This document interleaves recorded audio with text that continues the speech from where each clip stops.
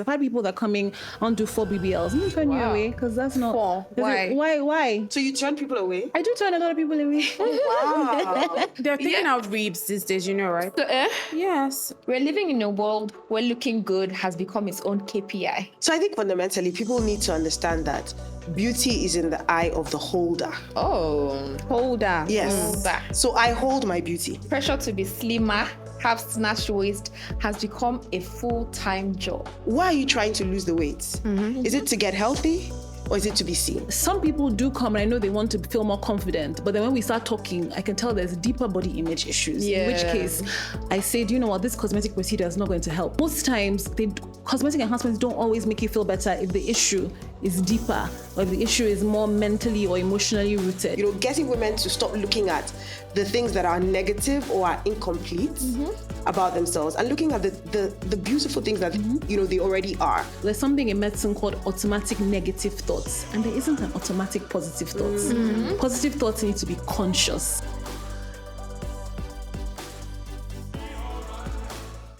We're living in a world where looking good has become its own KPI.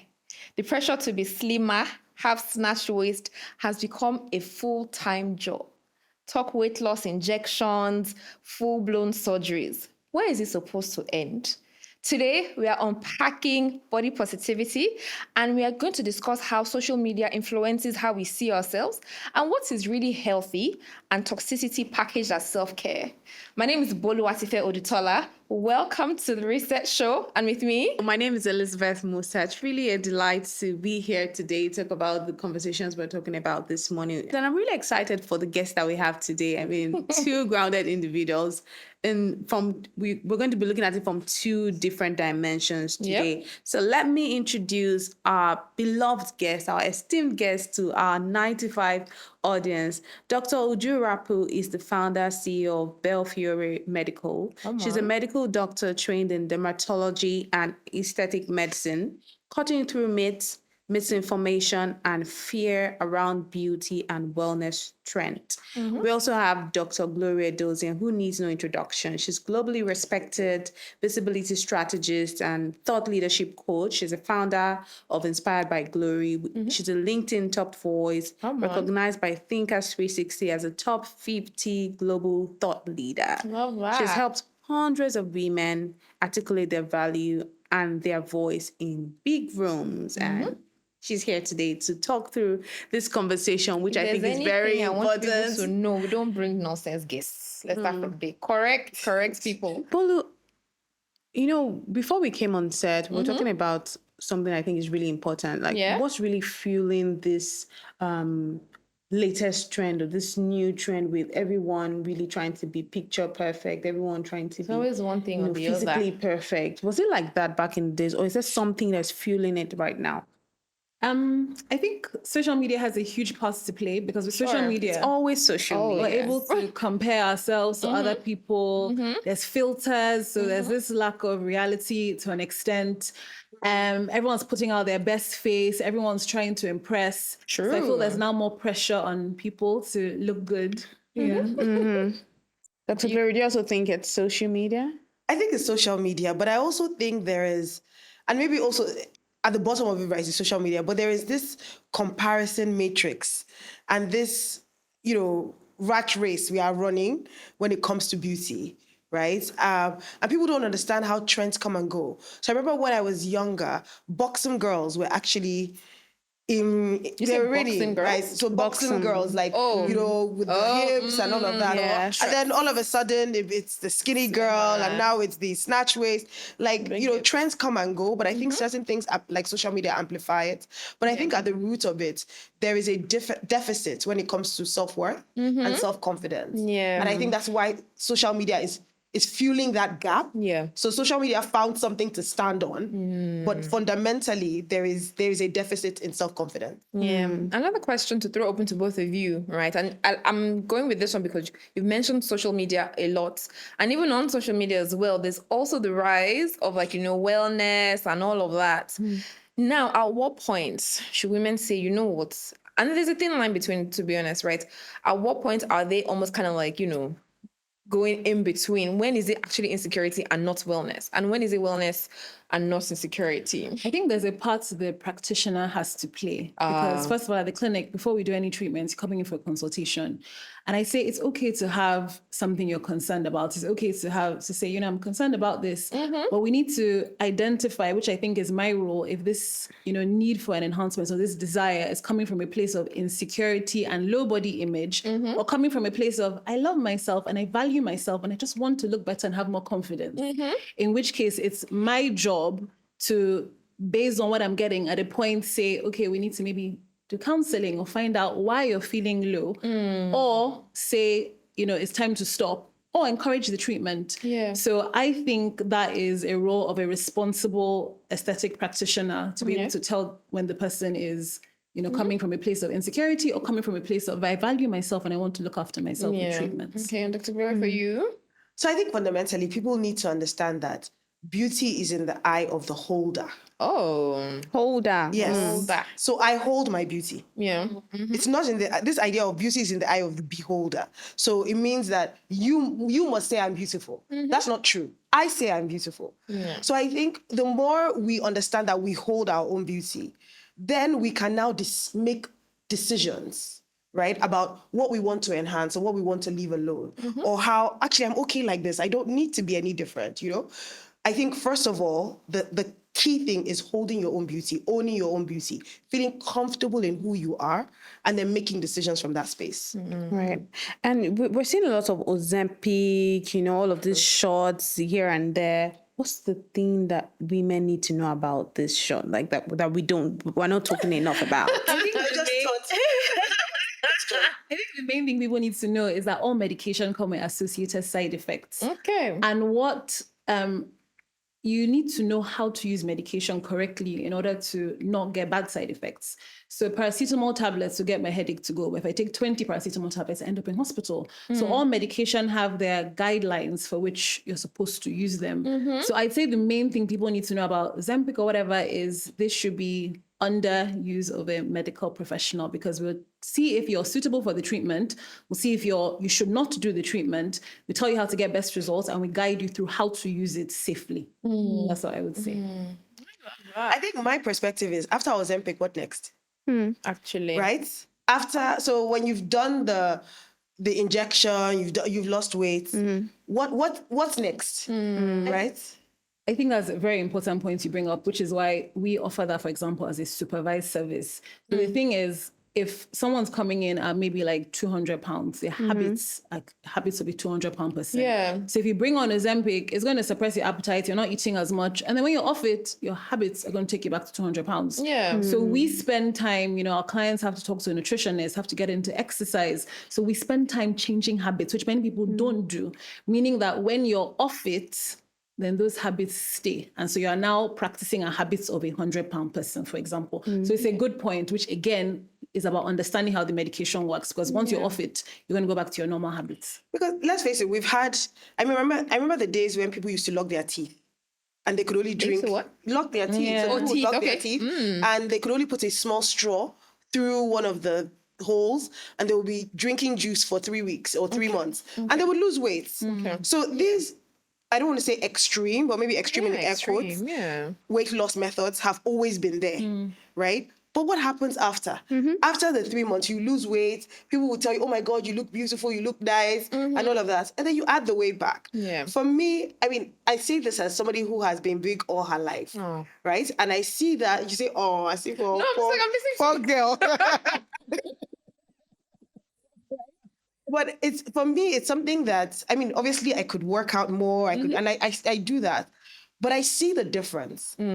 When I lose weight, I see how people treat me differently. I see the looks. And so I can understand why people are fixated on that validation. But because I have come to a place where I own my own beauty, right? And it was a beauty I fought for to see, right? Because growing up, I remember people would compare me to other people, and people would say, if you could just be slimmer, you'll be fine. So as I'm here now, I'm not a person. I did dreaming. I did seeing you. No, so all of these things, right? I think that's what makes me almost defiant not to want to use weight loss drugs. Not because I think they are bad or anything like that, or I judge people that use them, no. But because for me, it's almost like saying, after, like I said, after this, what next? Am I doing this just to get your validation of saying I'm beautiful? I'm already beautiful. Yeah. Right? So that's my approach. Yeah, and you know, the work you do in the visibility space is also important to talk about the fact that maybe sometimes looking polished has also become sort of an unspoken requirement, and then female leaders, leaders, women, are trying as much as possible to look a type of way. There's an aesthetic that seems like it just gets you in the room. Are you seeing things like that? Of course. I think everywhere there are body image rules, right, that govern access. Yeah. Right? So it's the hair, the wigs, the makeup, the way you dress. There are certain things.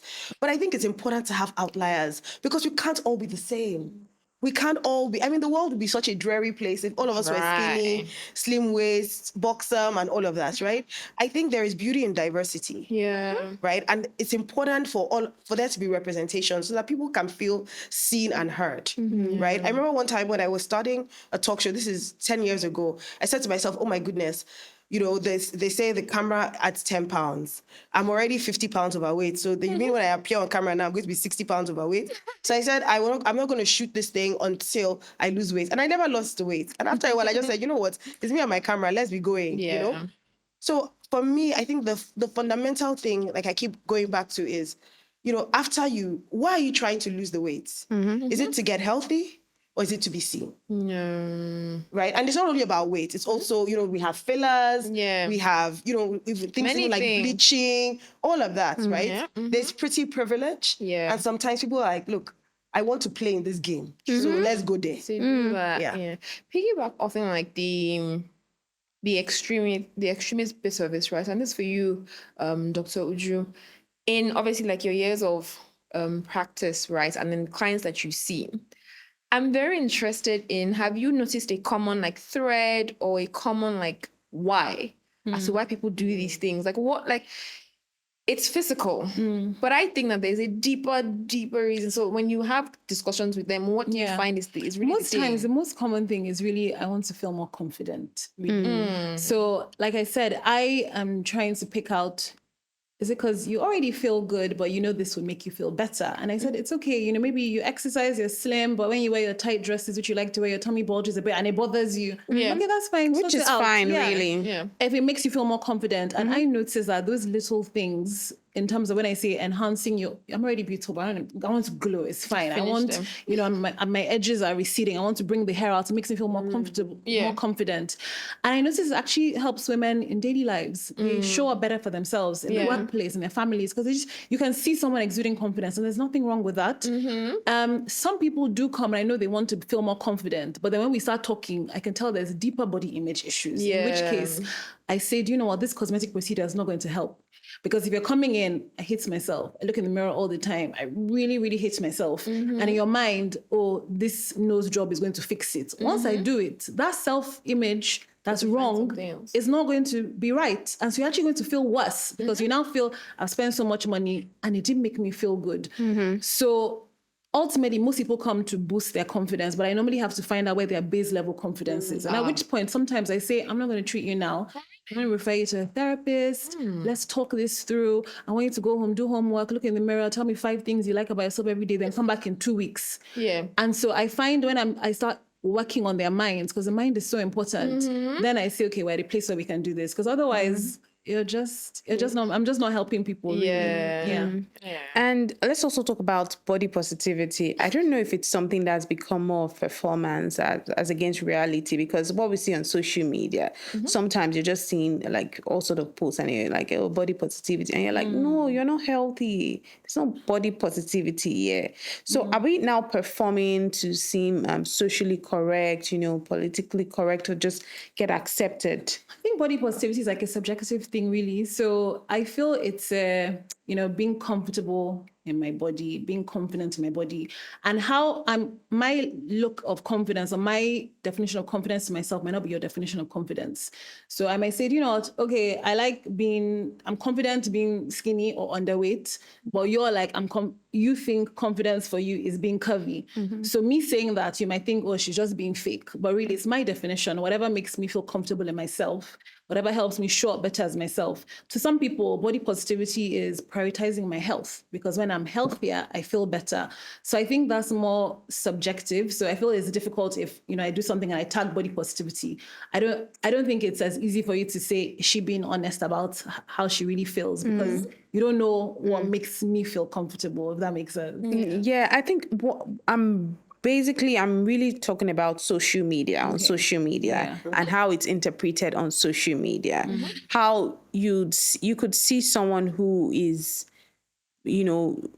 unhealthy habits, and then you're hearing people saying, no, it's all about body positivity. That's really the one I'm saying. I'm not even talking about medically. Obviously, I know you would say the fact, but I'm like, why are we lying to ourselves? Oh, are we sure? No, at some point we have to learn to stop commenting on people's bodies. Okay, yeah. I think at some point you just need to understand it's not your body. This idea that, you see somebody, I mean, there are a few celebrities who, are on the bigger side and they post themselves in bikinis and somebody says, oh, you need to cover up. Is it your body? Like, the gall and the entitlement we have that we think that our opinion on somebody else's body matters just because their comment section is open is ridiculous. So whether it's performance, whether the person is unhealthy, if the person is unhealthy and the person is, leaving this earth, it's not affecting you. It doesn't matter. Do you understand? It's their body. And I think that is what fuels this thing, because as we comment on people's bodies, we anticipate that people are commenting on our bodies. Yeah. And so we are all in this rat race of body commenting and body shaming and forcing body positivity. Is it performance? Just leave everybody's body alone. Can I even add? So if there's, the social media, if someone that's overweight and you're like, oh, this person is obviously unhealthy, say they are on a weight loss journey that's taking them 1 year. Are they going to hide in their room? So say, Exactly, do you understand? There's that like, I'm going to, I know I'm working towards weight loss, but I'm going to enjoy my body in the meantime. Is she not going to wear her clothes and go out? Are you going to say, go and hide until you're healthy? So like I said, we don't know what's happening behind the scenes. She might be exercising. So I even see a few pages where they're like, quite obese ladies and they're showing their exercise and they're doing the work. But in the meantime, when they're not working out, why can't she wear her tight dress? Why can't she wear her bikini? That's her enjoying her body and feeling confident in her body, which is why I said, I think it's how she feels as opposed to what I think about this person and me judging them. So back to what Dr. Glory said. Yeah, I think that sometimes people, may be overweight for certain medical reasons. So I remember there was this lady on Instagram who people were always talking about her stomach. And it was a health issue that she had, right? So I think sometimes we need to be careful about the comments we make because we don't know the journeys people are on. Yeah. Right? Yeah. So I think that's my perspective. Interesting. Yes, be kind. Yeah. Dr. Glory, I'm very interested in knowing, especially with the clients that you've had, right? And this is in connection to the workplace. What are the different, almost like body image issues that have come up with like the clients that you've had? And pretty much how did you work them through that in such a way that, that first of all, almost transform their mind and then even how they showed up in the workplace as well. So what are the image issues that come up and how did you navigate like the clients through that? So I think unfortunately, women go through, and this is my perspective, people might say I'm wrong, more body image issues than men.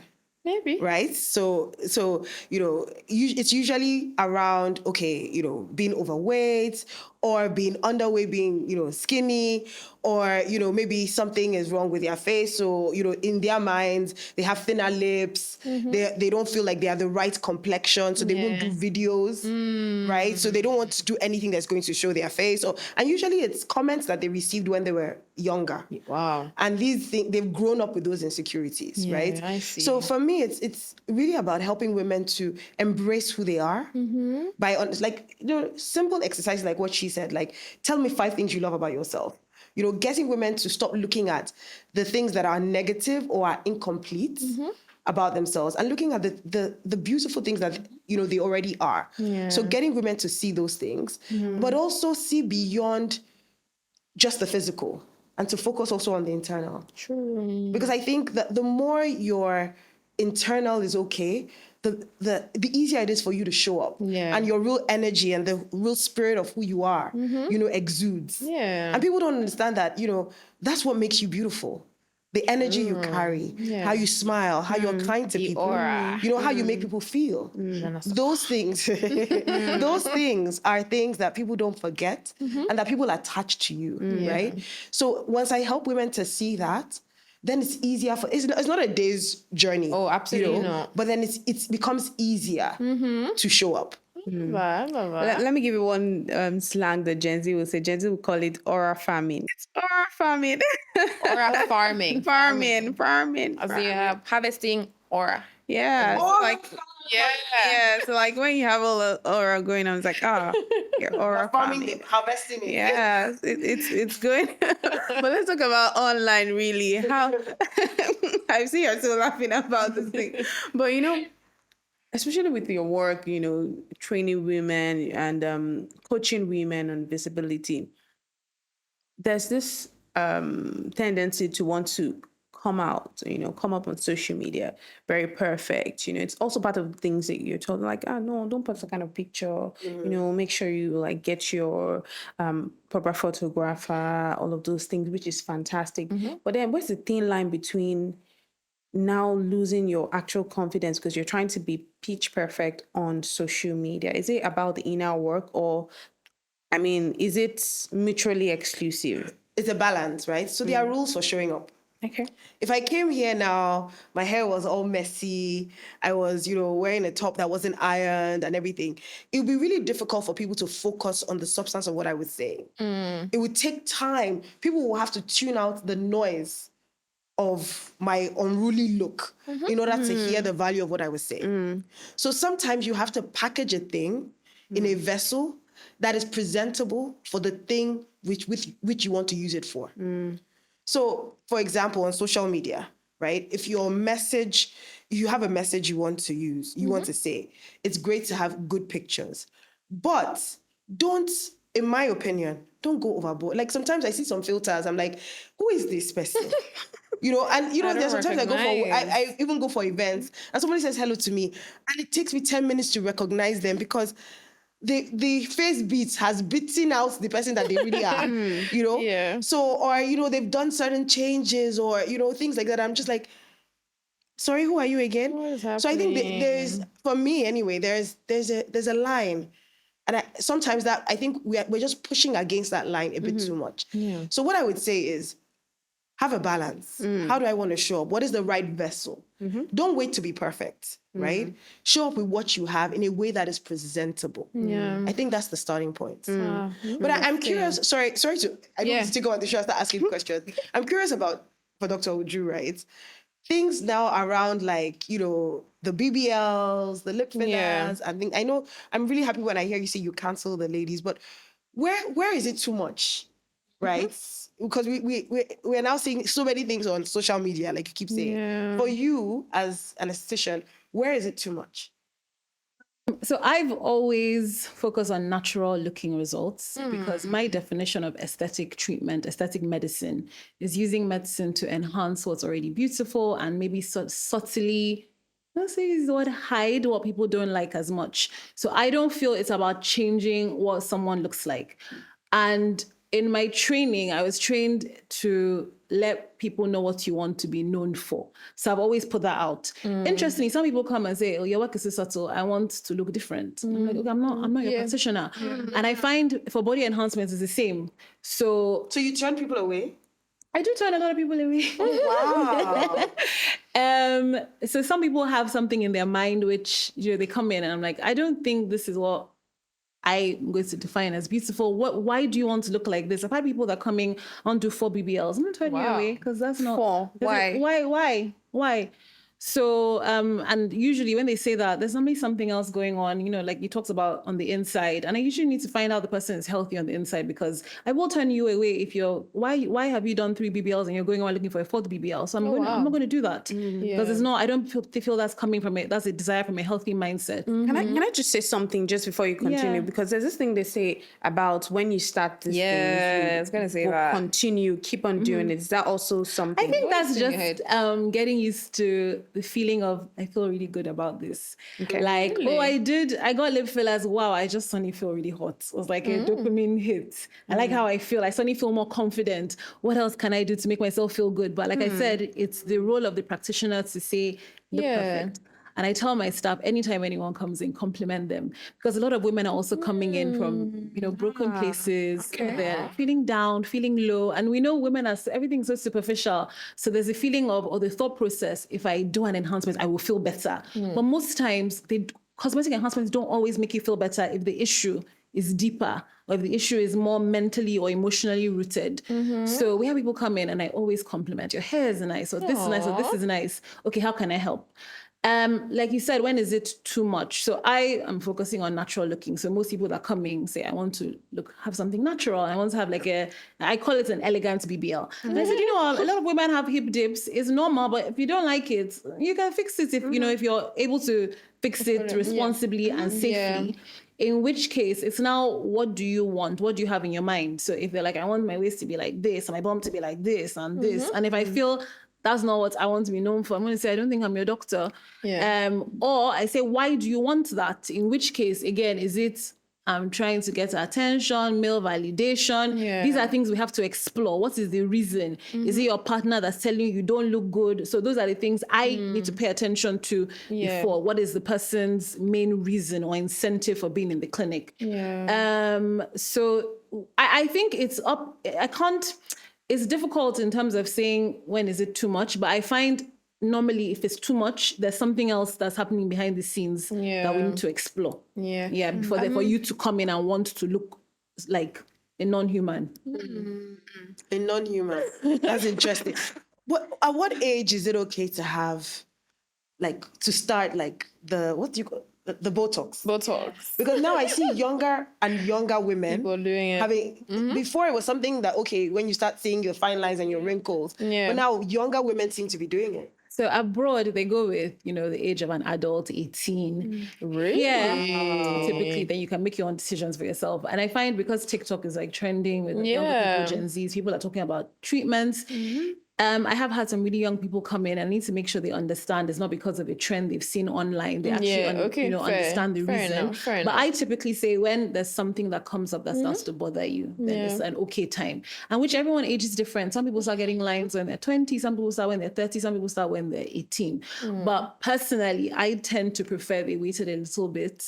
Because once you start, like you said, nothing is permanent. You're going to keep having to come in and you don't start doing that from the time you're 16. Curious question. So does it, the earlier you start, does it kind of also, again, like you mentioned, every medication has some side effects, but I assume that, so for example, if you had a client who maybe she said using Botox maybe at 50 or whatever, that's fine. But someone who comes when, maybe much younger, 20, do you find that almost progressively over a really long period of time, your skin kind of starts to get worse, naturally, just because they've already put something in? It depends on the treatment, honestly. So we know with the aging process, the older you get, for example, you start to lose more collagen. So I do tell people, if you come in at 28 and start doing a collagen boosting treatment at 28, as opposed to you coming maybe at 60, you're actually going to look better at 60 than the woman that started at 60. Because she's had so much breakdown over time. Really? By the time she comes, the aging is advanced for me to now start treating.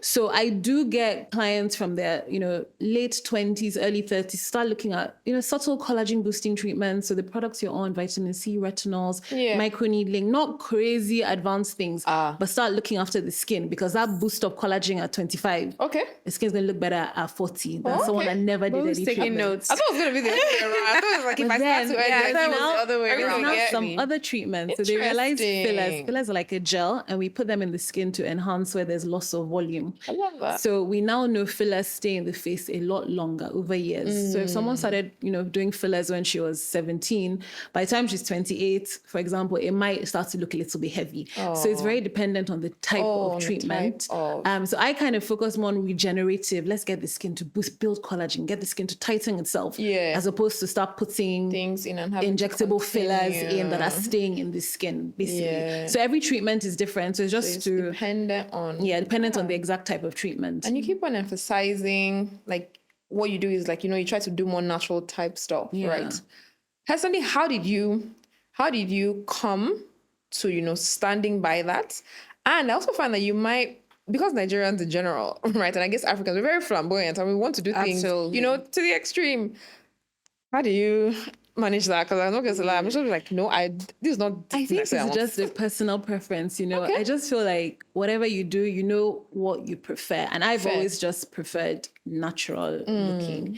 But like I say, it's okay to want to look better. So I think it's just a personal preference, it's just kind of like choosing what you want to specialize in or what you want to be known for. Some people want to, I make transformative changes. I just always wanted to do natural looking. And I think meaning neither is wrong, but there's a target market of people that want natural. There's a market of people that don't want natural. So just to find, the practitioner that fits in. Interesting. I like that. I think it's also important for us to preach this message very well, because especially in religious spaces, sometimes it seems like when you're talking about BBL, all of these things, and it's like a sin, but it's actually not a sin.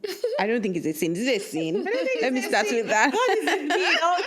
My surgery. Right, exactly. So what are you doing about that to actually, refine people's mindset on accepting, if you want to do BBLs, go ahead and do it. Because I'm one thing I'm really happy to hear. It's the way you go about, talking to your client, moderately, More than just the their physical mindset. as well. But I don't think it's that way across board. And maybe that's why many people are like, BBL, she did BBL. She did it. It's not bad.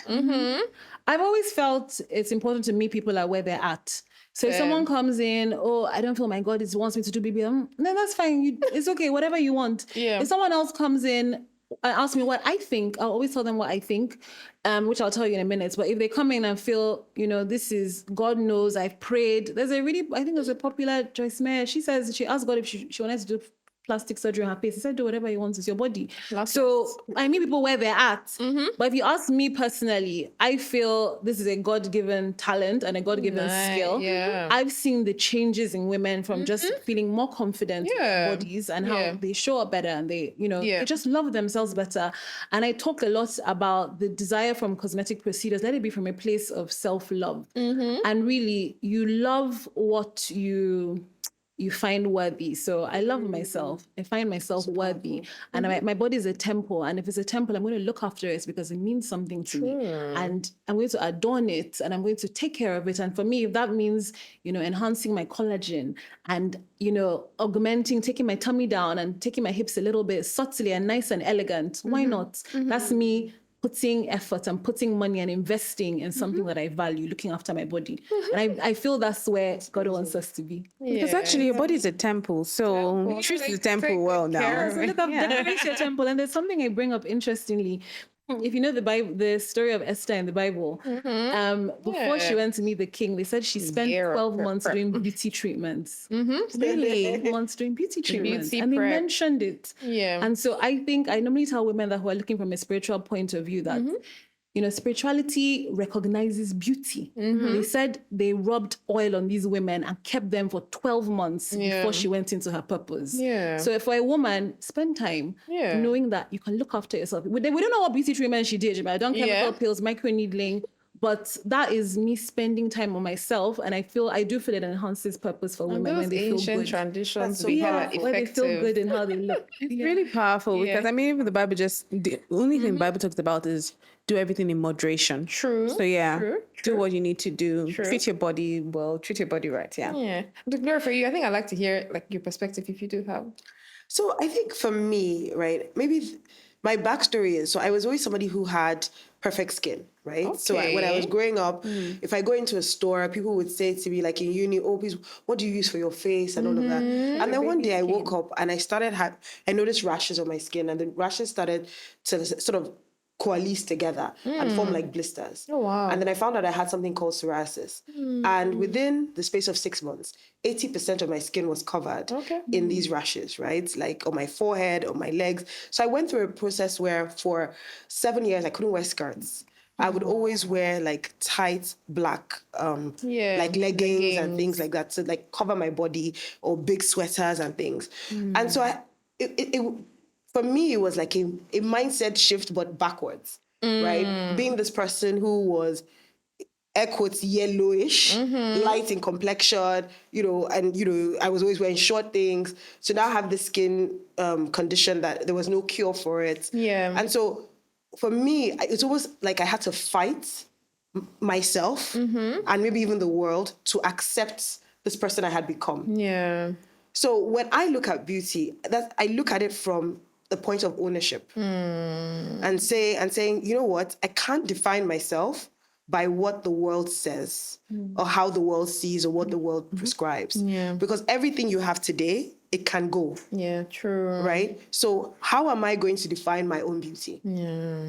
So that's how I look at beauty, and in terms of, perspective and the like. So that's my story. This story reminds me, I think like a few years ago, similar, always had like great skin, to be fair. And then it was COVID or so. I think we were wearing masks like a lot. And I think I was also, again, and there's something that comes with having fairly good skin. You become almost kind of like irresponsible. You just do anyhow, like, it'll be all right. And then honestly, to my shock, I had like crazy acne. And I think that experience for me now almost kind of showed me that, wow, it certain, like a good chunk of like my confidence comes from like my skin. And I remember I had to rework to say, you know what, whether or not I had to find something else, do you understand, to help me with confidence. So I just remember like that story, and now whole extra, I was just like, wow, that is that is something, Lizzie. It's actually something. I don't have personal experience. I'm trying to think of things like that. beauty. Yeah. You've just always been beautiful. Come on. You woke up and you said, Like this. Okay. No, for real, actually. But I think my next question will be really to Dr. Uju as well. When people walk in, there are people that have dealt with, you talked about acne. There are people that have dealt with acne like for the longest time, not because their hygiene is poor or anything. And I've heard someone really, really, a public figure, she talked about how she battled it. And like for the longest time, people would like, she walk into a room and then people would say, what are you using? There's this thing I want you to use. There's always some remedy. I It's hated not like it. from a bad place, but she said like at some point she now became very defensive. Like even like someone who means well, she's like, before you even say, like she's already like, she's ready to give you hot. Fire you.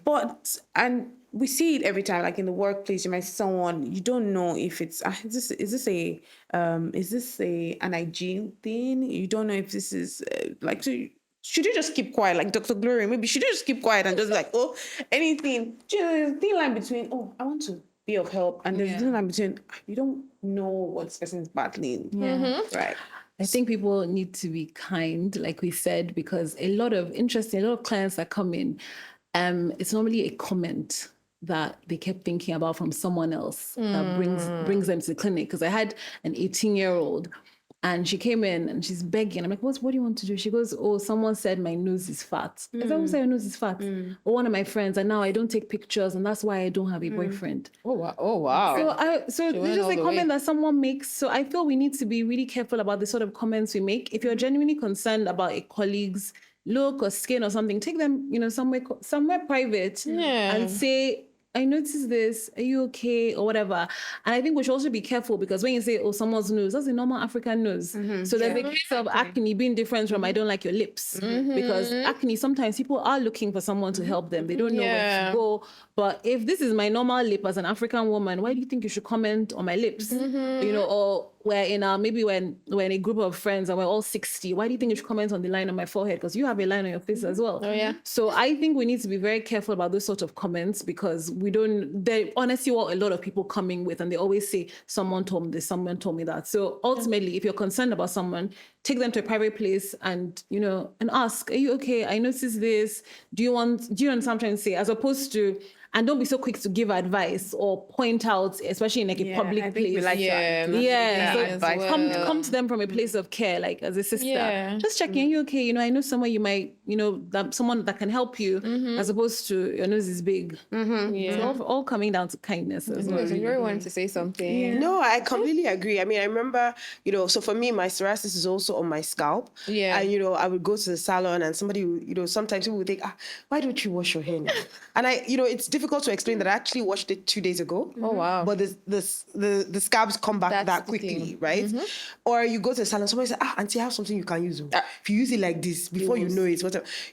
I would rather people ask, oh, I noticed this on your hair. What is it? Yeah. And then when I tell you, you can say, oh, because I can't tell you the amount of things that I have been offered that are actually harmful. Ooh. Because you don't know what I have. So when you offer it to me, you don't know how it's going to affect me. True. So I actually got to a place, and I can understand the example you were giving about being defensive, where, when people just say, I'll just be looking at you because I'm just like, you don't know what you are giving me, right? Or I remember even people used to blame my mom and say, you're not taking care of your daughter. She has long hair. And then my mom now started feeling guilt. And I remember one time she took me to this market and one woman was trying to sell us leaves and a dead chameleon, like to mix together. Like, people that have skin issues, you don't know what the craziest things. They hear the craziest things, right? And like she says, there's always these things. It's like wetting tissue paper. Yeah, it's never the same. It never comes out the same. These things, they stain you internally. So it's very important to be kind. Yeah. Dr. Uju, I feel like the way the world is going, right? To be honest, people are always going to do cosmetic procedures. There's no, first of all, you need the business to start with. I think that my question now is, especially for somebody who is maybe deciding, like, should I do this? Should I not do this?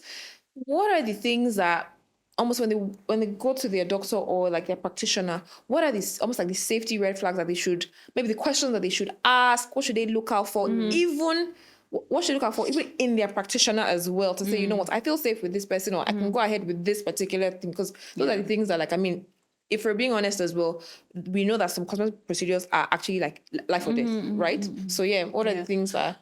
The first thing is the place clean. Fair. Some people are probably doing treatments in their parlor, in their living room. So already knowing that someone that's medically trained has been trained in sterility and making sure the place is clean. So it's a place clean when you go in. Second of all, the qualifications of the practitioner. Personally, I always tell people, if someone is piercing your skin, there's always a risk of infection. So in terms of choosing somewhere to go, assume the worst case.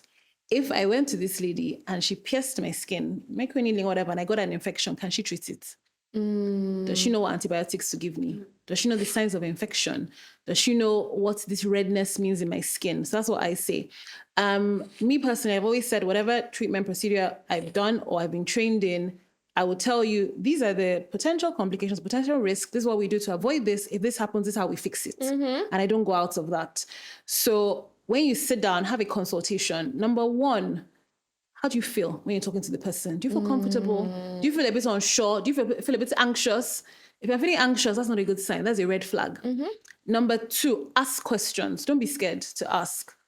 What's the worst that can happen? If this happens, how will you fix it? Ask. I love people to do research. For some procedures, I tell them, this is what we're going to do. Go read about it. Read everything you want. Come and ask me questions. And then we can do it. Is the person in a rush to do the treatment? Are they selling you treatments? What I also do is when people come in, I say, what's your concern? I would never, so some people say, okay, I'm going to sit down, tell me what's wrong with me. I'm not going to be like, okay, you need this, you need this, you need that. So are they selling you a treatment, or are they trying to understand what concerns you? Likewise, I do hear for, body enhancement, some people coming and they say, the surgeon said, this is what I should do, that this is what everybody wants. So I'm going to ask, what bothers you? Is it the hip, the left hip, or the right hip, or the tummy? I'm not going to assume. So make sure they're paying attention to your concern. You're looking for someone that is listening to you and you feel heard.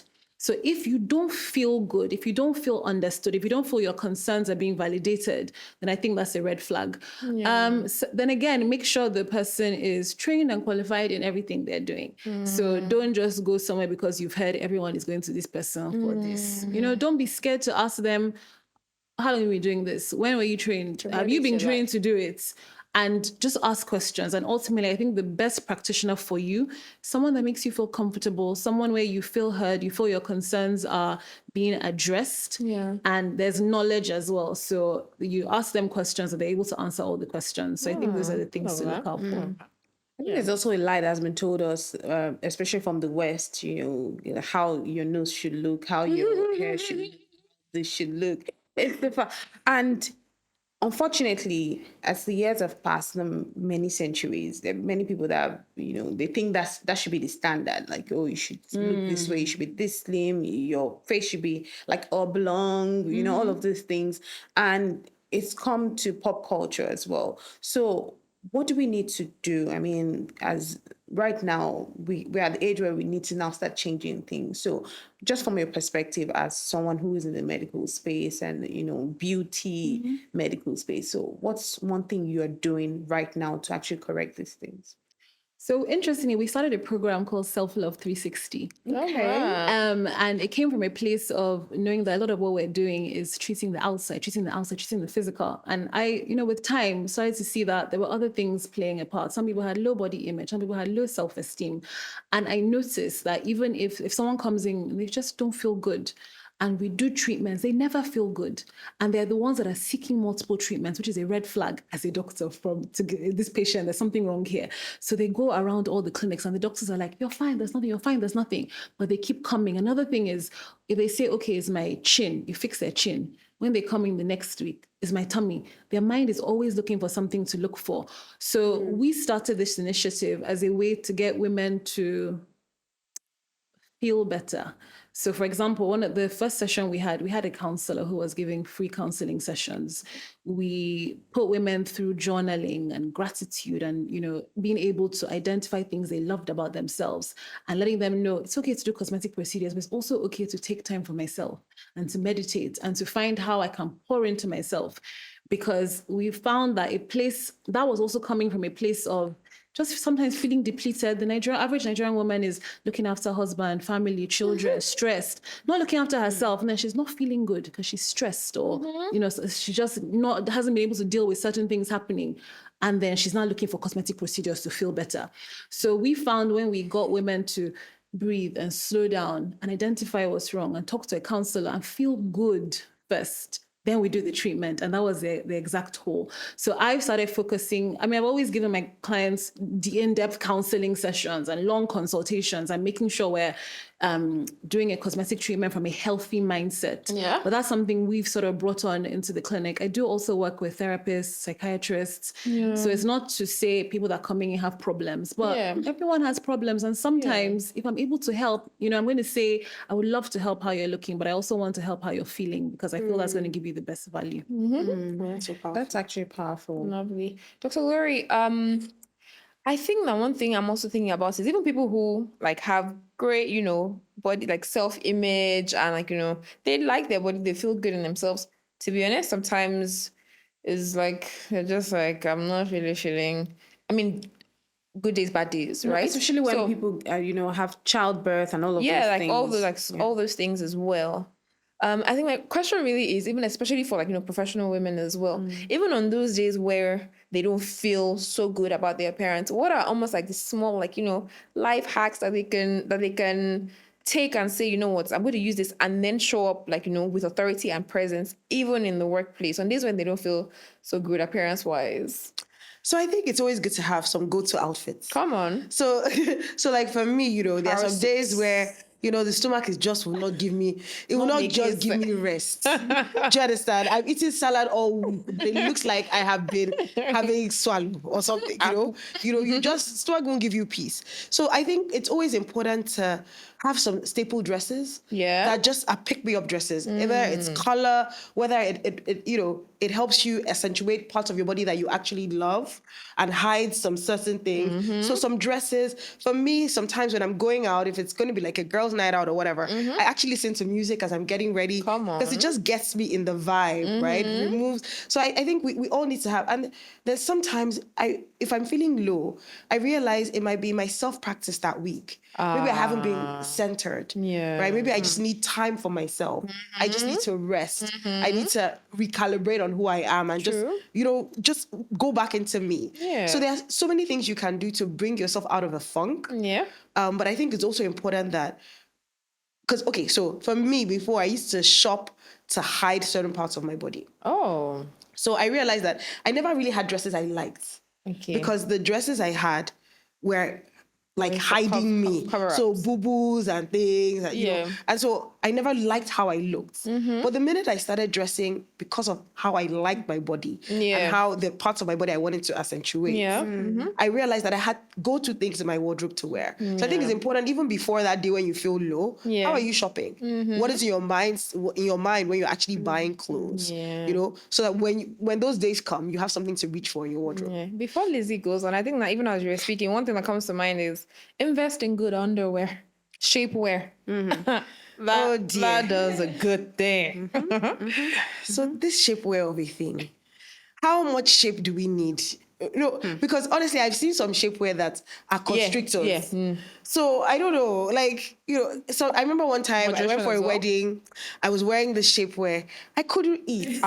So I just went to the bathroom and I removed the thing. So I'm like, No, I beg. obviously you don't get, that's a I hard mean, I don't know. Maybe this is, you know, maybe this is just showing my unhealthy habits. Maybe I went to remove the thing because I was like, look, I came to this wedding. I want to eat small chops. I want to be free. Like, you know, okay, now fast I fast. I don't kill person. Like, you know, Slay queens to say you're not ready. yeah, I'm not ready. That's the next thing. Like, if they're listening to that, like, she's not ready because they say beauty is pain. Like, no, they say breathe. What's that thing they say on socials? Like, when you have the course, it's like, Snatch breathe. it No, or something weird, like breathing well. So, like, Okay. it's not, like, there's no. Can you still you want breathe? to eat. It's not tight enough. Yes, like, why? No, but don't you see when people are entering cars? You can't sit down. Oh my gosh. How it should be. That's how it should be. That's how they believe they should be. When is the time when you are coaching, when you're coaching women, I mean, career women, and you're like, at what point do you tell them, okay, you know what, I think we should pause here. Let's work on your inner self. I mean, this image consulting and visibility thing, let's pause. Let's work on the innermost part of you. At what point? So it really depends on how the woman presents, right? Sometimes for clients, they come to you for one thing, and you realize that thing that they came to you for, you can't move forward until they tackle some certain things. So if somebody comes to me for thought leadership coaching, for example, she wants to create videos, and we've created the topics, we've done all of that, but when it comes to actually executing, she's not executing. Then you have to sort of say, okay, what's holding you back here? Because you came to me saying, I'm ready to do this, but you're not moving forward. So let's have a conversation. And sometimes you also have to realize when you are not the best person for that particular client, you realize that the client actually needs some type of therapy. And coaching is not therapy, right? So you have to then say, okay, how can I help? Maybe by referring. Right? Maybe you need to speak to somebody, you need to do this, you need to do that. So it's really about understanding why aren't clients, because I remember before I used to just get frustrated and just like, we've done all of this, you've paid the money, what's the issue? And then I started realizing there are deeper issues that when you're about to execute, they rear their ugly heads, right? And so it's about having that conversation, being compassionate with your clients, understanding that, you know, people present in different ways. And a woman might genuinely think she's ready, but there are things that are holding her back, and just being clear on how you want to offer help and support. And when something is not in your wheelhouse of expertise, and, you know, recommending her to somebody who is. That's nice. Dr. Uju, just because of the conversation, right? You're saying at the end of the day, the thing is, yes, feel good about yourself and feel good about your body. But to people who are listening, how can I, especially for someone who doesn't have, like, you know, the best self-image, what's the mindset shift that has to happen? What are the tiny things I can do just to have one good body image, regardless of what's happening, like, you know, trends, pressures? Because when we started this thing was trends come and go. It was first like, buxom. You said I just said that word, buxom. It was buxom, like slim. Now it's like, different size, waist 24, hips 44. They're taking out ribs these days, right? So, Yes. Are you Taking out serious? ribs. So Yes. they want snatched. Yes. Is that true? Very true. There's even some lady that's popular on social media. She's very she's very open about it. Like she took out like 4 or something. So they said how many is left. She said her 2. heart right now is what you're telling me. Okay, let's move. Yeah, no, but what are the things that because to be fair, like I think it all starts in the mind. And when I say starts in the mind, your thoughts are important.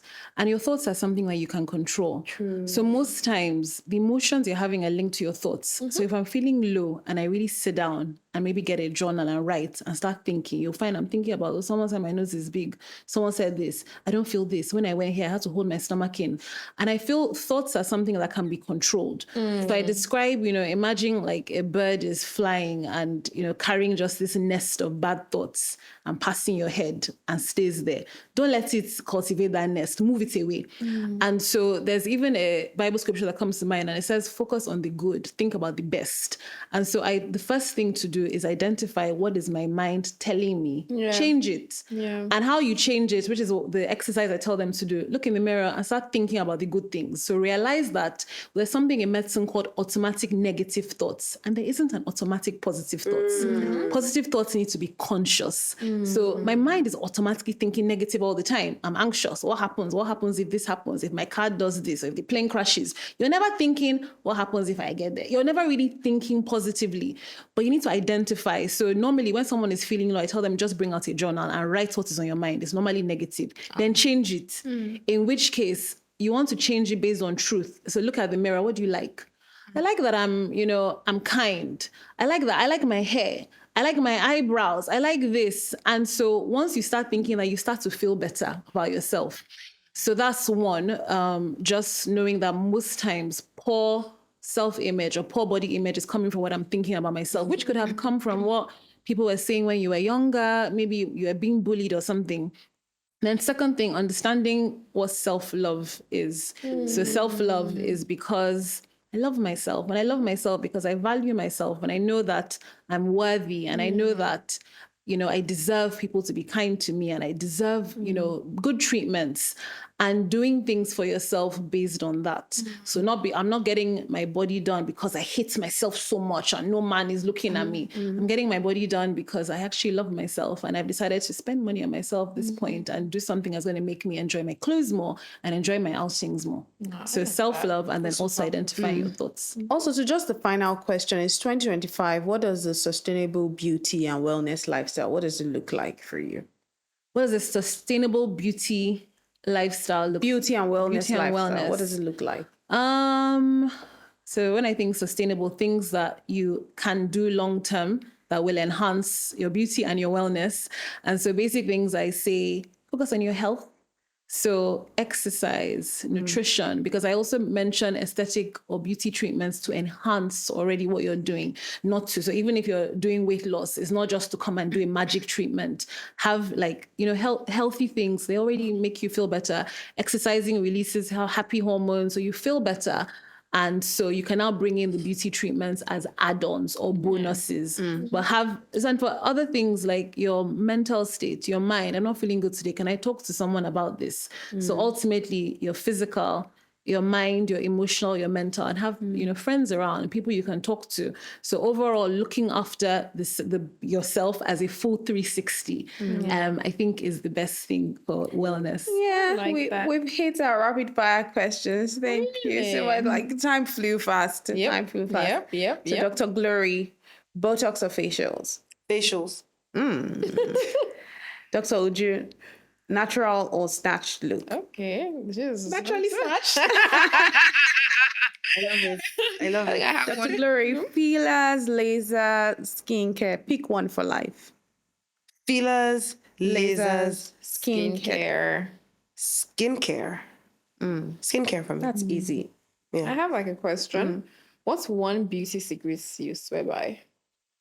A beauty secret. Or ritual or anything? Authenticity. What do you say? Authenticity. What kind of politics?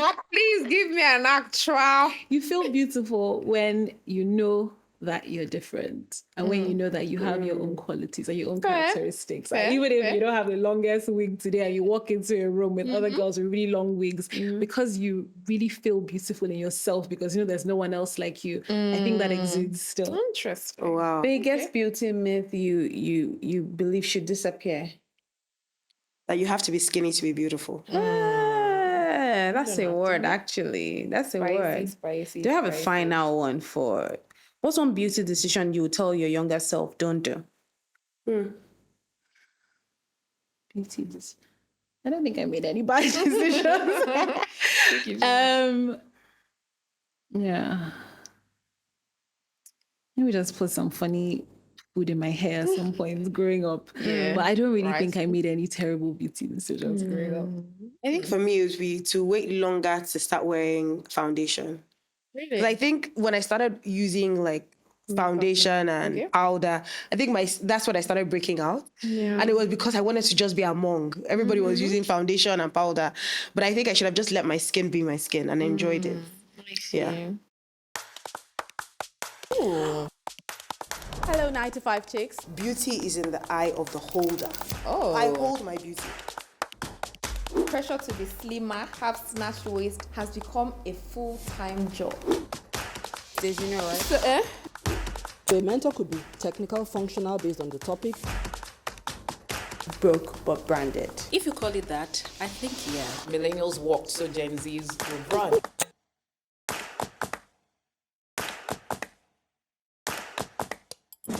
The opposite of imposter syndrome is being delusional. I do not believe so. is this branding or bondage? All that you need to be, you already are. Come on. I like